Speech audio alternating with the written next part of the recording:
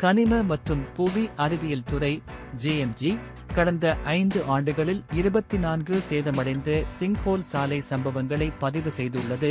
Perak அதிகபட்சமாக 11 பாதிப்புகளை பதிவு செய்துள்ளது என்று இயற்கை வளங்கள் மற்றும் சுற்றுச்சூழல் நிலைத்தன்மை அமைச்சு NRS தெரிவித்துள்ளது.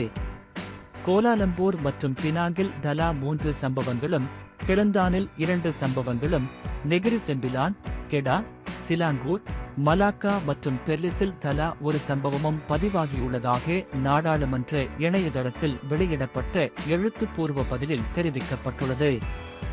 இந்த அமைச்சு JMG மூலம் பொதுமக்களின் பாதுகாப்பை உறுதி செய்வதற்காக புவியியல் ரீதியாக உணர்திறன் வாய்ந்த சிங்ஹோல் பாதிப்புக்குள்ளான மண்டலங்களை உள்ளடக்கிய மேம்பாட்டு பகுதிகளில் புவியியல் பேரழிவு அபாயங்களை குறைப்பதற்கான முயற்சிகளுக்கு உறுதி பூண்டுள்ளது என்று NRS தெரிவித்துள்ளது. கடந்த 5 ஆண்டுகளில் நாட்டில் பதிவான சிங்ஹோல் சம்பவங்களின் எண்ணிக்கையையும் பிரச்சினையை தீர்ப்பதற்கான அமைச்சின் முயற்சிகளையும் வெளியிடுமாறு அமைச்சை கேட்டுக்கொண்ட டத்தோசே முகமட் சுல்கிப்லி ஜூசோ எழுப்பிய கேள்விக்கு பதிலளிக்கும் வகையில் இது இருந்தது.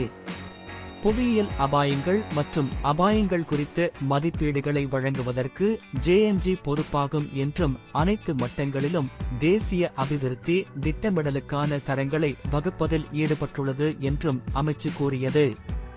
பேரழிவுகளுக்கு ஆபத்தில் உள்ள புவியியல் ரீதியாக உணர்திறன் வாய்ந்த பகுதிகள், குறிப்பாக மூழ்கும் பகுதிகள் தொடர்பான மேம்பாட்டு தரங்களை மறுஆய்வு செய்வதற்கு NRES தனது ஆதரவை உறுதிப்படுத்தியது.